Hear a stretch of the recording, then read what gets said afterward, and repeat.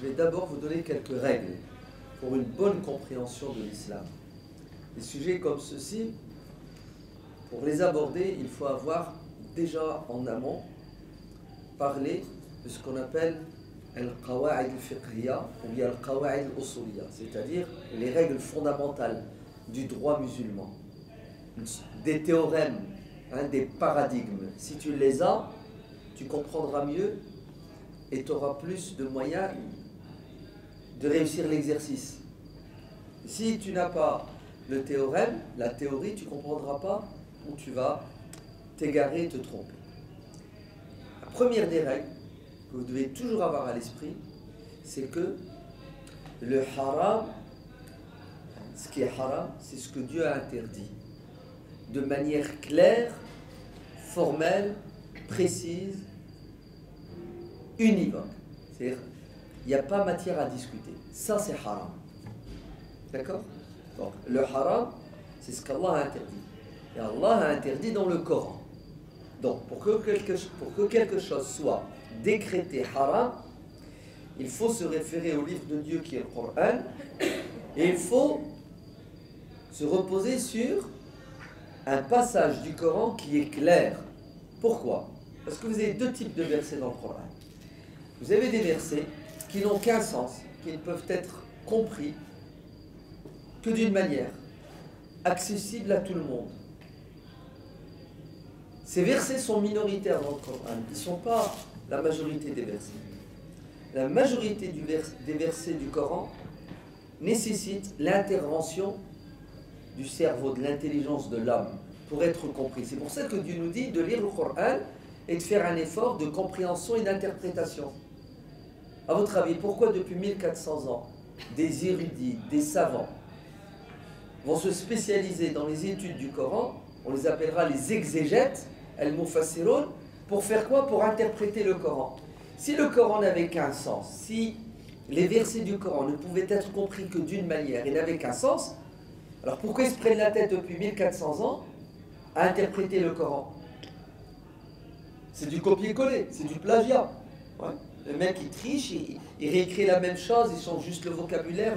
Non, c'est faux. La majorité des versets du Coran nécessitent un effort intellectuel de la part des personnes habilitées pour être clarifiés au moment donné. C'est-à-dire à une époque, dans un milieu, dans un endroit, dans une culture, en fonction des défis à relever. Ainsi, pour décréter quelque chose comme étant haram, il faut ce qu'on appelle un nas. Que veut dire le terme nas? Nas, ça veut dire un texte. Mais non, ça c'est au niveau étymologique. Quand tu prends le dictionnaire, c'est écrit nas, un texte. Mais chez les principologistes, ulama usul al-fiqh, un nas, vous savez ce que ça veut dire? Ça veut dire un texte authentique et qui n'est pas discutable quant à son authenticité. On est sûr que c'est le Coran, bon ça on n'a pas de problème avec le Coran, mais on est sûr que cette parole le prophète l'a dite. S'il y a un doute, ce n'est pas un nas, c'est-à-dire ce n'est pas un texte sur lequel on peut se reposer, dont on peut extraire quoi? Un interdit, une obligation. Donc pour interdire, il faut se baser, se référer à quelque chose d'indiscutable dans le fond et dans la forme, c'est-à-dire dans la transmission et dans la compréhension. Dès qu'il y a matière à polémiquer, à discuter sur la transmission, c'est-à-dire tel savant va nous dire ce hadith il est authentique, un autre savant de la même trempe, de la même taille, même plus grand ou plus petit, peu importe, il nous dira le hadith n'est pas authentique. On a deux opinions. Certains considèrent que le hadith est authentique, d'autres le considèrent comme non authentique. Est-ce que vous savez que ce texte ne peut plus servir comme preuve pour définir quelque chose comme étant haram ou obligatoire? Parce qu'ils se discutent. Et j'accepte pas la preuve que tu viens de donner. Parce que pour toi, tu es convaincu que le prophète l'a dite, cette parole, et moi je suis convaincu du contraire. Donc, toi tu vas extraire une loi de ce texte, que ce soit un interdit ou une obligation, mais elle ne me concerne pas ton interdiction, ni ton obligation. Parce que moi je considère que le prophète n'a jamais dit ça. Vous comprenez pourquoi il y a de la divergence. Donc, pour qu'une chose soit décrétée comme haram ou obligatoire, il faut se reposer sur un texte indiscutable, dans le fond et dans la forme. Vous avez compris cette règle? Très bien. Ben, si une chose n'est pas haram, dans le pire des cas, vous savez qu'est-ce qu'elle va être? Elle va être déconseillée. Qu'est-ce que ça veut dire déconseillée? Ça veut dire il faut éviter de la faire. Il vaut mieux ne pas la faire. Mais si jamais vous faites la chose, vous n'avez pas commis de péché. Parce que le péché, c'est quand c'est haram. Vous avez vu la distinction? Sinon, la règle qui est indiscutable, c'est que tout est halal jusqu'à preuve du contraire. La règle, c'est que tout ce que Dieu a créé est halal, donc bon, et utile pour l'être humain. Jusqu'à preuve du contraire. Ça veut dire quoi, preuve du contraire? C'est-à-dire il faut que Dieu l'interdise. Il faut que Dieu, qui a créé la chose, nous dise c'est haram. Vous me suivez? Mais si Dieu ne l'a pas dit, aucun être humain n'a le droit d'interdire ce que Dieu n'a pas interdit. Car interdire ce que Dieu n'a pas interdit, c'est un grand péché. Il est majeur et il est grave. Et c'est même un crime. Est-ce que vous avez entendu ce que je veux dire? C'est même un crime. Qui dit ça? Ben, Dieu le dit dans le Coran. Dieu dit dans le Coran, qui vous a permis et autorisé d'interdire les bonnes choses que Dieu a créées?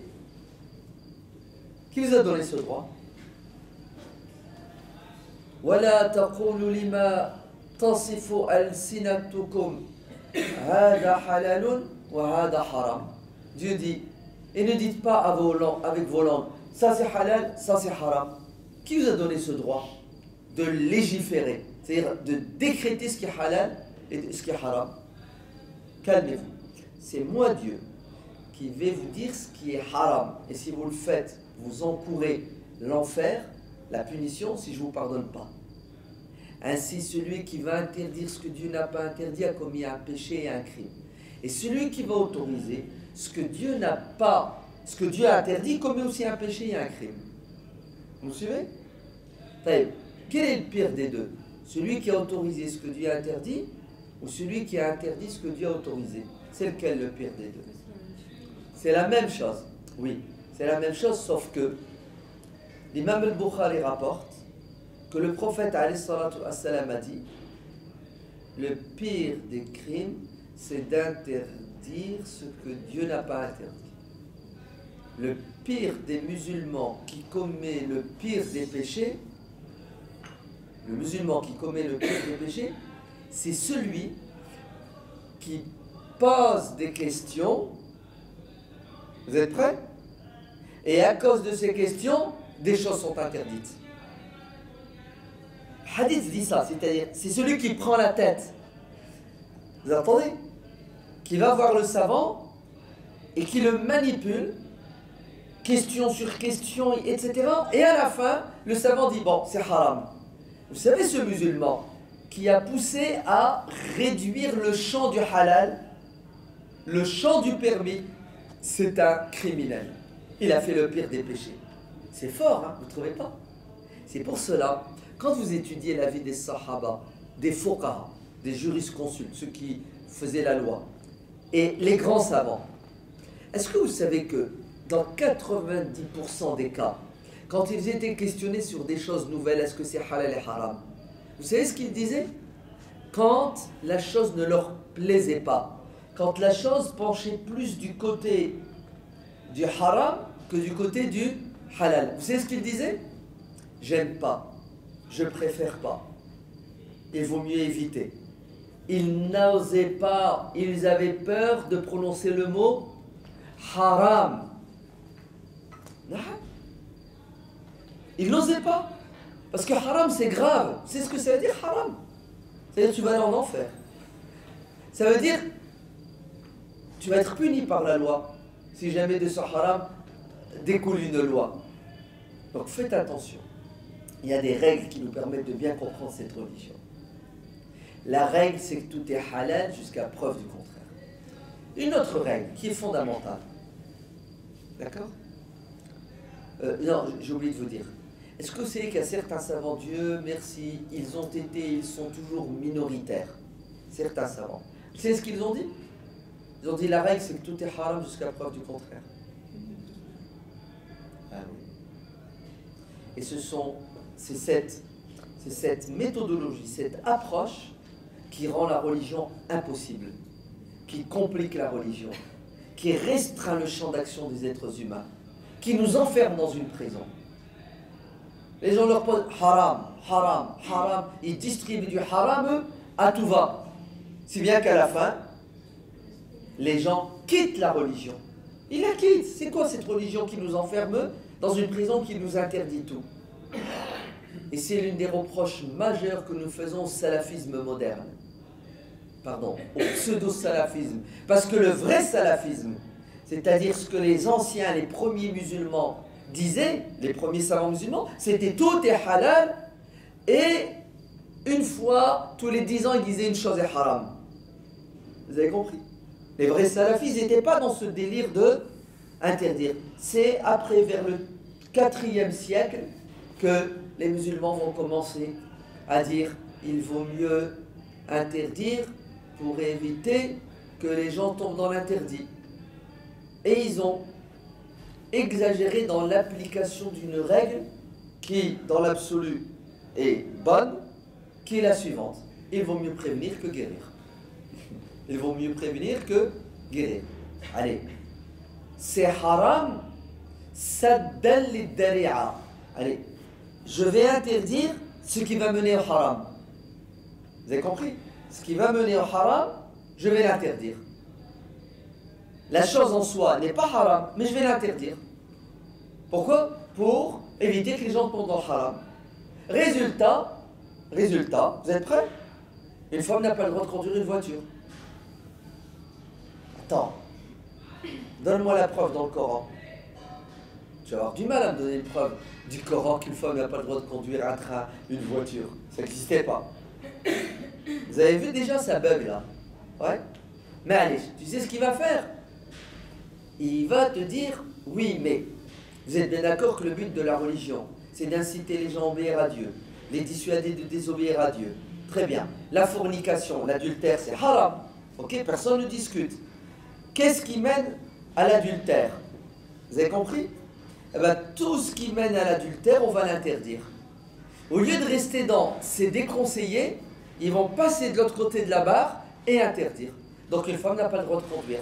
Pourquoi? Ben, je vais te donner la preuve scientifique coranique. Parce qu'elle va prendre sa voiture pour aller rencontrer Roméo au clair de la lune sous un palmier et elle va commettre le zina. Question. Vous êtes bien d'accord que dans le droit musulman, il y a un principe qui s'appelle l'analogie, le qiyas. Ben, si la femme elle peut prendre une voiture pour faire un péché, ben, l'homme aussi. La femme et l'homme sont tous les deux invités à obéir à Dieu. Elle ne peut pas lui désobéir. Donc par analogie, la voiture doit être haram pour l'homme. C'est ça? Ils vont dire stop. Si on interdit la voiture à l'homme, on arrête la société, c'est plus possible de vivre. Vous êtes d'accord? Vous avez vu leur argument, hein? Ça devient impossible. L'économie, tout tombe. Ok. Alors pourquoi vous l'interdisez à toutes les femmes? Interdisez aux femmes qui sont mauvaises d'utiliser la voiture. Mais les femmes qui sont justes, qui sont pieuses, qui ont besoin de la voiture pour aller travailler, pour emmener leurs enfants à l'école, pour rendre visite, pour aller faire... Pourquoi vous leur interdisez? Ben, on va trouver une solution. On va ramener des Indiens. Ouais. Des Indiens. Des Indiens, là. On est en Inde. On va les ramener et ils vont devenir chauffeurs. Comme ça, ces femmes-là, elles auront un chauffeur. Et le chauffeur l'emmènera où elle veut. Et elle va passer plus de temps avec son chauffeur qu'avec son mari. Oui, mais elle va se retrouver seule avec son chauffeur dans la voiture. Roméo, les Indiens, ils sont Roméo aussi. Oui. Vous êtes d'accord? Donc ça, vous... Et là, le mec, il bug. Non, non, c'est haram. D'ailleurs, vous réfléchissez trop, vous êtes trop rationaliste. Mais le pire, c'est pas ça. C'est que le haram de la veille est devenu halal aujourd'hui. Il suffit que le pharaon qui dirige le pays décide d'interdire ce que Dieu a autorisé ou autoriser ce que Dieu interdit, et ces mêmes savants te disent la femme a le droit de conduire aujourd'hui.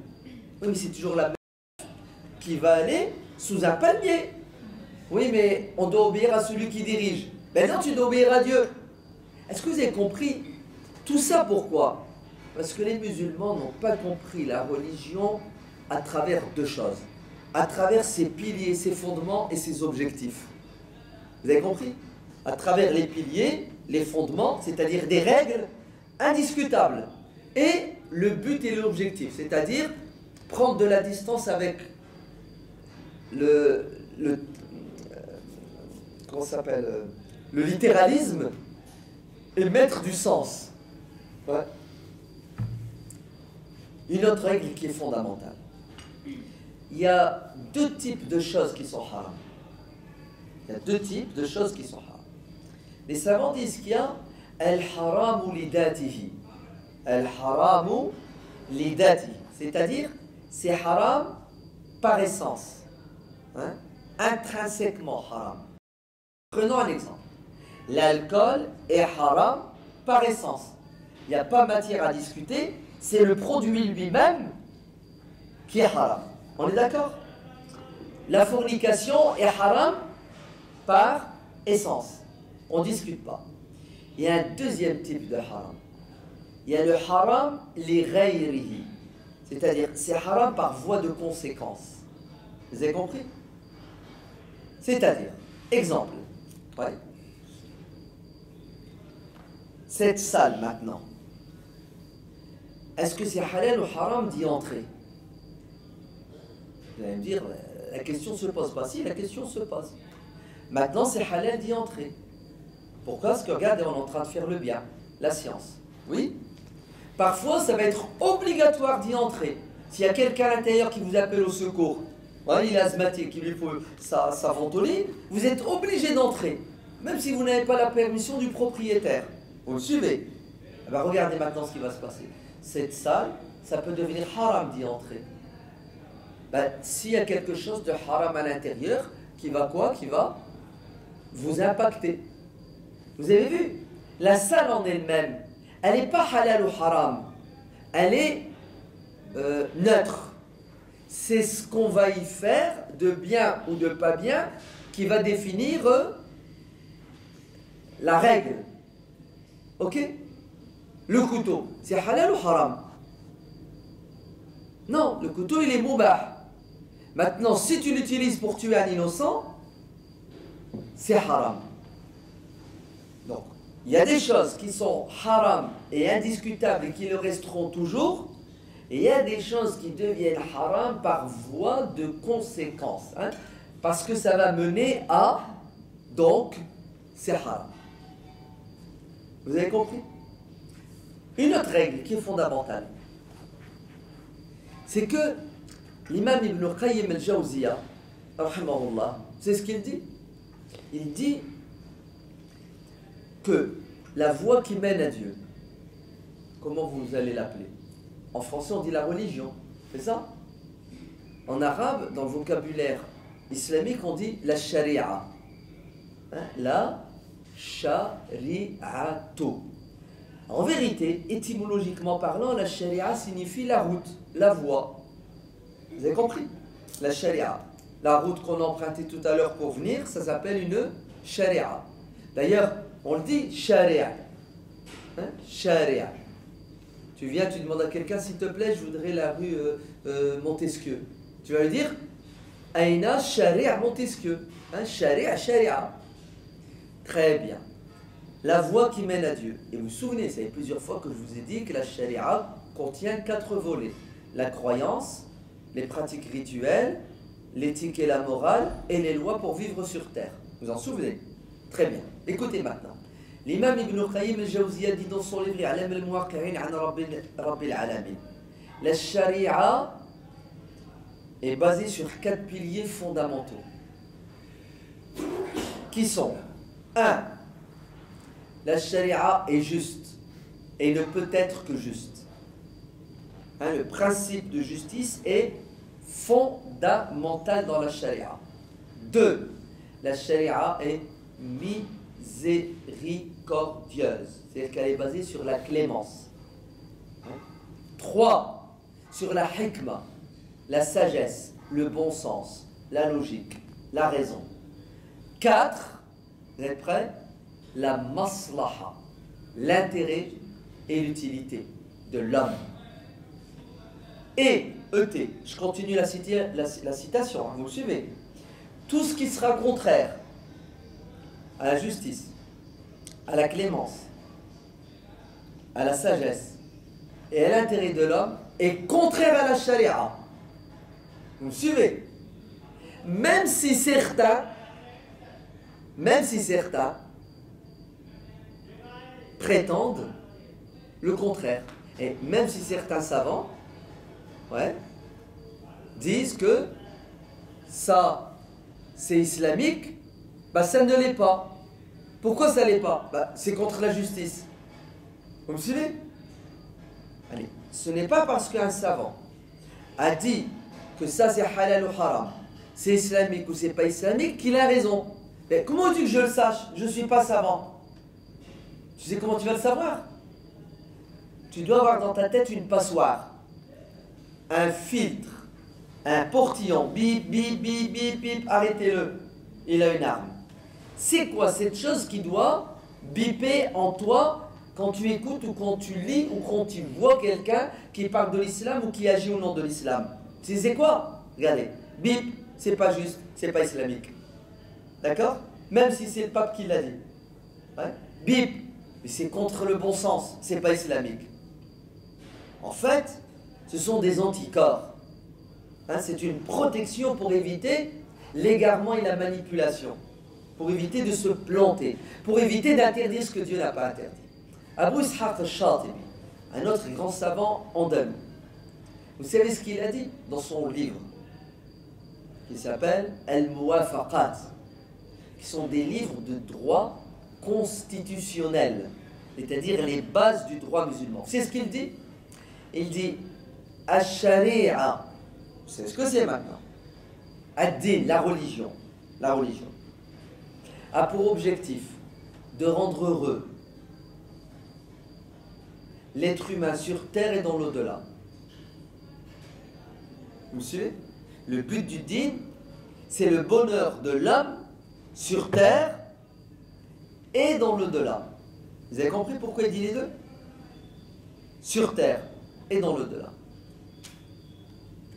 Et pour que cela se réalise, c'est-à-dire pour que l'être humain atteigne le bonheur sur terre, Dieu va baser cette religion sur deux principes indiscutables. Si quelqu'un un jour vous demande qu'est-ce que c'est que l'islam, vous pouvez lui répondre avec cette formule. Vous êtes prêts? Ash-Shari'a a pour objectif jalbul maslaha wa daf'ul mafsada. C'est ce que ça veut dire. Ash-Shari'a a pour objectif d'inciter l'homme vers tout ce qui est bon et utile pour lui, tout ce qui est maslaha, tout ce qui lui est profitable, et le dissuader d'aller vers tout ce qui est mauvais, dangereux pour lui. En fait, la Sharia te pousse vers le plus et t'empêche d'aller vers le moins. Un autre savant, qui s'appelle l'imam al-Qarafi, passe derrière et dit: moi j'ai une définition, une formule encore plus courte, plus concise. Ouais. Vous savez c'est laquelle? Et tu dis la Sharia, vous savez ce que c'est? C'est jalbul maslaha. C'est tout. C'est-à-dire, toute cette loi de Dieu a pour objectif la maslaha de l'homme. Tu n'as même pas besoin de dire qu'elle a pour objectif de repousser le mal. Parce que si la charia pousse vers le bien, automatiquement, quand il y a le bien, le mal disparaît. Hein? Quand le verre est rempli, le vide disparaît. Donc, l'imam al-Qarafi te dit stop, stop, stop, stop. Et la charia, c'est uniquement jalbul maslaha. Tout ce qui est positif, bon, utile, pour l'être humain, sur terre et dans l'au-delà, c'est islamique, c'est religieux. C'est clair ou c'est pas clair? Il reste une dernière règle que vous devez avoir à l'esprit. Tous les savants musulmans sont d'accord pour dire la inkara fi al-masaili al-khilafiyya. C'est ce que ça veut dire. Ça veut dire quand les savants ne sont pas d'accord, quand ils divergent sur une question. Hein, vous posez une question à un savant. Est-ce que les carottes c'est halal ou haram? Il y a des savants qui disent carottes haram, il y en a qui disent halal. Est-ce que vous savez que vous n'avez pas le droit en islam de condamner? Vous n'avez pas le droit de dire celui qui mange la carotte, il va en enfer parce que la carotte est haram. Vous n'avez pas le droit de dire ça. Pourquoi? Parce que pour toi, qui as choisi l'opinion qui dit que la carotte est haram, tu n'as pas le droit de la manger. Mais l'autre, il a choisi l'opinion qui dit la carotte est halal, donc il a le droit de la manger. Donc tu n'as pas à condamner quelqu'un qui a fait un choix. Vous me suivez? Tu n'as pas le droit de dire qu'il est égaré, tu n'as pas le droit de dire qu'il va en enfer, tu n'as pas le droit de dire qu'il désobéit à Dieu. Parce que son choix est basé sur une opinion qui émane d'un érudit, d'un savant, qui a fait un effort intellectuel pour extraire la loi de la parole de Dieu, de la sunna du prophète. Est-ce que c'est clair toutes ces bases? C'est bon? Alors si vous voulez qu'on parle de l'art islamique, c'est tout bête, c'est tout simple, ça va aller très vite. Tout est halal, jusqu'à preuve du contraire. Ce qui est puissant, c'est que quand vous ouvrez le Coran, le Coran cite le haram. Vous savez pourquoi? Parce que s'il devait citer le halal, il faudrait un Coran de 100 000 pages.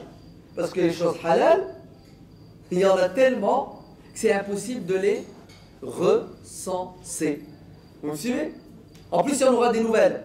L'être humain procrée, hein, l'être humain transforme.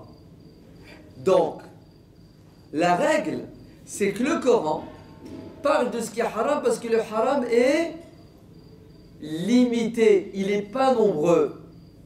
Et il ne parle pas de tous les halals parce que les halals sont illimités. Vous avez vu l'approche? Elle est diamétralement opposée à ceux qui disent que tout est haram. Très bien. Vous vous souvenez aussi que je vous avais dit que dans les choses qui sont du monde invisible et qui font partie de la rubrique rituel et ibadat, tu prends, t'avales, tu crois, tu mets en pratique, circule, il n'y a rien à discuter. Vous vous en souvenez? Pourquoi 5 prières? Pourquoi pas 12? Tais-toi. Allah a décidé 5, tu fais 5. Pourquoi 4 rak'at et 3 et 2? Tais-toi. Mais dans la 4e rubrique, qui s'appelle les lois pour vivre sur terre, c'est quoi la règle? C'est qu'il faut comprendre pourquoi se projeter, penser aux conséquences. Vous avez compris? Allez, pourquoi Dieu a interdit ça? Pourquoi il nous a dit de faire ça? Il y a une raison. C'est quoi le but? C'est pour nous protéger, c'est pour l'intérêt de l'homme, c'est pour éviter pire. Vous avez compris? C'est-à-dire, la règle, dans tout ce qui concerne la gestion de la vie terrestre. Ça va, vous me suivez? Vous savez c'est quoi la règle? C'est qu'il faut chercher le pourquoi du comment. Par contre, dans ce qui concerne ce qui est spirituel au sens rituel, il faut appliquer à 99% sans discuter. Ça va?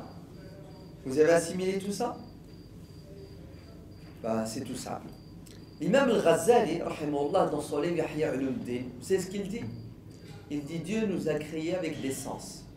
Hein, les 5 sens. Bon, il y en a des autres, mais arrêtons-nous sur les principaux, les 5. Hein? L'ouïe, l'odorat, ceux que vous connaissez. Vous savez ce qu'il dit? Et Allah nous a créés avec les 5 sens. Et chaque sens, ça joue un rôle. Ouais. Donc, l'œil, c'est pour voir. Pour éviter quoi? Pour éviter de tomber dans un trou. Pour reconnaître ton père. Ouais, ne pas te tromper. C'est ça? Regardez ce qu'il dit maintenant. La vue est nécessaire pour éviter les problèmes et pour aller faire ce qu'on veut. Et en même temps, Allah nous a créé la vue pour jouir de ce don. C'est-à-dire pour regarder des belles choses. Et dans le Coran, des dizaines de fois, Allah nous invite à regarder pour le plaisir. Vous avez compris? Par exemple, Allah dit, regardez le ciel. Pourquoi tu veux qu'on observe le ciel, ya Allah? Vous savez pourquoi? Allah dit, وَزَيَّنَّاهُ. Parce que Dieu l'a rendu beau, le ciel. C'est beau. Regardez-le parce que c'est beau. Regardez les arbres, les plantes. Rentrez dans les jardins où il y a des fruits, des légumes. Regardez-les. Pourquoi tu veux qu'on les regarde, ya Allah? Pour les manger? Mais ça, on le sait, ça. Non, non, non. Allah dit dans le Coran, regardez-les pour le plaisir de l'œil. Il dit aux Arabes, les chameaux, les chevaux, les ânes, les mulets, leurs animaux, qui vous servent pour manger, pour le lait, pour transporter, pour aller... Vous avez vu? Regardez à un moment donné ce que Dieu dit. وَلَكُمْ فِيهَا جَمَالٌ حِينَ تُرِيحُونَ وَحِينَ تَصْرَحُونَ. En plus de tous ces bienfaits dans ces animaux, il y a un autre bienfait. Vous savez lequel? Le plaisir de l'œil. Quand vous regardez un pur sang arabe, ouais, tornado par exemple, hein, quand vous regardez un beau cheval, qu'est-ce que vous dites? Mashallah, il est beau. Quand vous regardez un pan, qu'est-ce que vous dites? Hein, quand vous regardez les animaux marins, c'est pas... Ah ben, Dieu dans le Coran, c'est ce qu'il nous dit. Voyagez, faites du tourisme, lisez. Non. Allez sur une chaîne qui s'appelle National Geographic. Ouais. Il y en a des dizaines de chaînes, hein? Et regardez-les. Si c'est coûtant, prenez un abonnement. Vous savez pourquoi? Parce que c'est un but. Allah les a rendus beaux pour que vous les regardiez. Vous savez pourquoi? Non, parce que tu as besoin. L'être humain a besoin de se faire plaisir. Vous avez compris? C'est étonnant, hein, quand même, hein, qu'une religion incite les créatures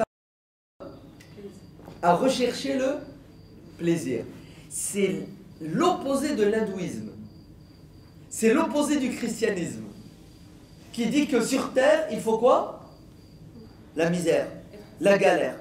Il faut se priver de tout. Ouais. Il ne faut pas profiter de la vie d'ici-bas. Alors que Dieu, dans le Coran, condamne de manière formelle. Vous savez qui? Les tarés. C'est qui les tarés? C'est qui? قل من حرم زينة الله التي أخرجها لعباده. Qui a osé interdire Zinatullah? C'est ce que ça veut dire, Zina? Qu'est-ce que ça veut dire? Hein, les arabophones.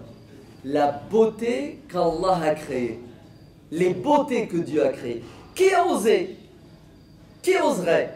Quel est ce fou qui oserait interdire les beautés que Dieu a créées. Pourquoi tu les as créées, Allah? Pour les êtres humains. C'est puissant quand même. Hein? Allah crée des belles choses pour l'homme afin que l'homme ait un avant-goût de ce qu'il attend au paradis.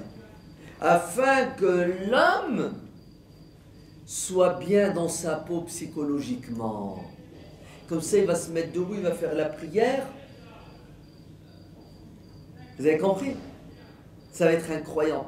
C'est pour ça Allah condamne dans le Coran à plusieurs reprises ceux qui interdisent les bonnes choses. Vous allez dire stop, objection. Mais il y a un hadith rapporté par l'imam al-Bukhari où le prophète alayhi salatu wassalam dit: la vie d'ici-bas est une prison pour le croyant. Vous l'avez déjà entendu? La vie d'ici-bas, la dunya, c'est une prison pour le croyant. Et c'est quoi pour l'impie, le mécréant? C'est le paradis. C'est quoi le paradis? Le paradis, c'est tu vois tout ce qui est beau, tu entends tout ce qui est beau, tu touches tout ce qui est beau, tu manges tout ce qui est beau. Vous êtes d'accord?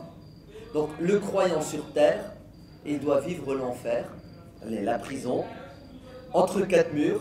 Ouais. Il doit renoncer à toutes les belles choses qui existent, parce que Allah ne nous a pas créés pour la dunya, il nous a créés pour l'au-delà. La dunya, c'est un accident, c'est un passage, c'est une punition. Est-ce que c'est que certaines personnes citent une parole imputée à Hassan al-Basri? Hassan al-Basri, vous vous souvenez?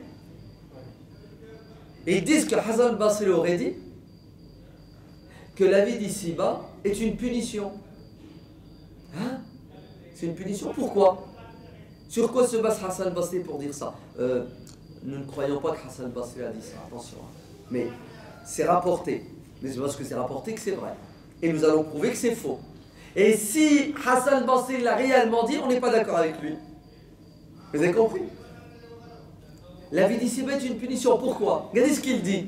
Il dit parce que Adam était au paradis. Au paradis, c'était open bar. Vous êtes d'accord? Il a désobéi à Allah. Ben Dieu l'a puni, l'a mis sur terre. C'est un concept chrétien. Ahsan. Est-ce que vous entendez ce que je suis en train de vous dire? Vous savez ce qui va se passer tout doucement?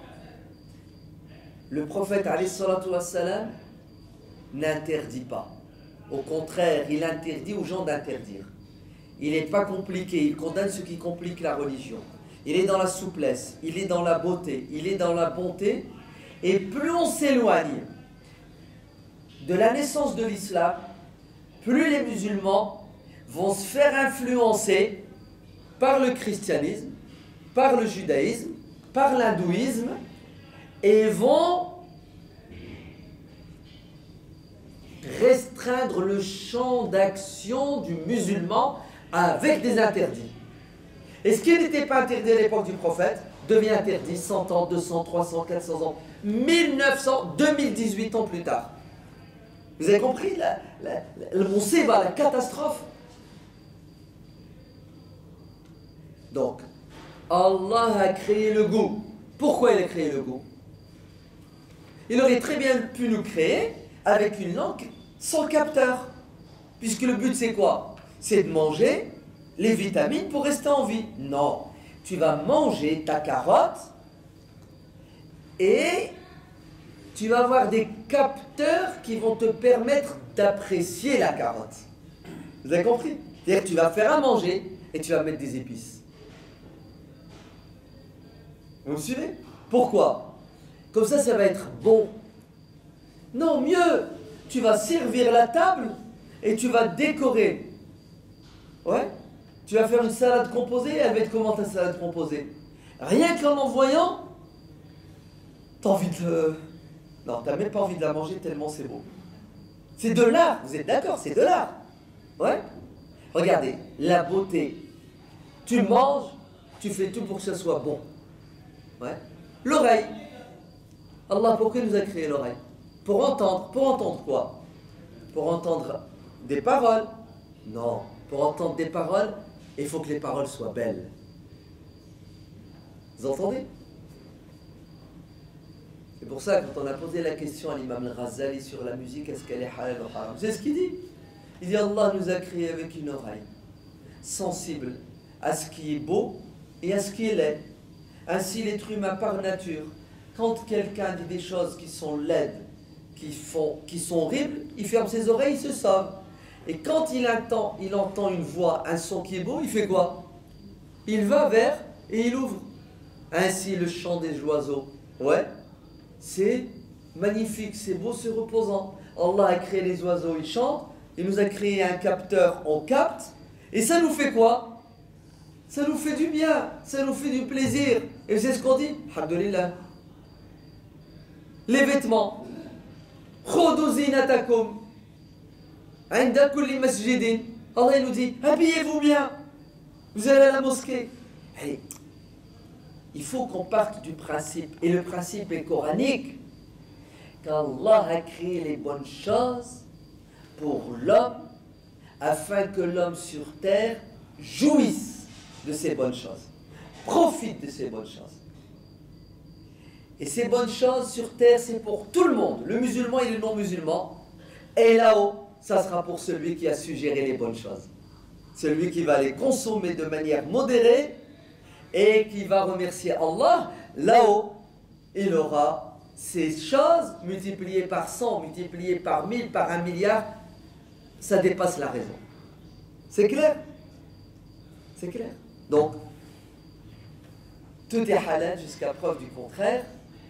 Et les bonnes choses sont nécessaires pour l'équilibre psychologique de l'être humain, sont nécessaires pour le bien-être, le bonheur de l'être humain.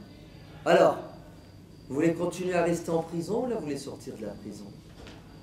Il y a des gens qui nous ont mis dans la prison en nous interdisant de respirer l'air pur. Plus c'est dur, plus c'est sale, plus c'est islamique. Pour certaines personnes, notamment les salafistes égarés, qui ont tout interdit. Pourquoi? C'est dangereux pour la foi. La dunya est dangereuse. Mais c'est toi qui es dangereux, parce que tu veux faire fuir les gens de la religion en interdisant les bonnes choses, car l'être humain par nature est attiré par ce qui est beau et il s'éloigne de ce qui est laid. Le prophète alayhi salatu wassalam dit, Dieu est beau et il aime la beauté et les belles choses. Un homme s'apprête à entrer dans la mosquée, il s'est coiffé avec un pétard, ses vêtements ils étaient sales, il sentait mauvais. C'est ce qu'a fait le prophète. Il est parti, il l'a arrêté. Il a dit stop. N'entrez pas signe. Rentre pas s'il te plaît. C'est ce que tu vas faire. Tu vas rentrer chez toi, tu vas prendre une douche. Tu vas te coiffer, tu vas bien t'habiller, tu vas te parfumer, puis tu reviens. Il s'en va. Et il revient, nickel, chrome. C'est ce que le prophète a dit. Alors, il n'est pas mieux maintenant? Qu'est-ce que vous en pensez? C'est puissant, c'est pas puissant. On est le vendredi. Les gens viennent à la mosquée pour faire la prière. Le problème, c'est qu'ils étaient au boulot. Ils ont entendu l'appel à la prière. Ils sont partis direct à la mosquée. Tu travailles dans les champs. Il fait 50 degrés. Il se passe quoi à votre avis? Tu transpires, tu es sale. Pour le peu que tu sois monté sur ton chameau ou là ton âne, tu ramènes l'odeur des animaux.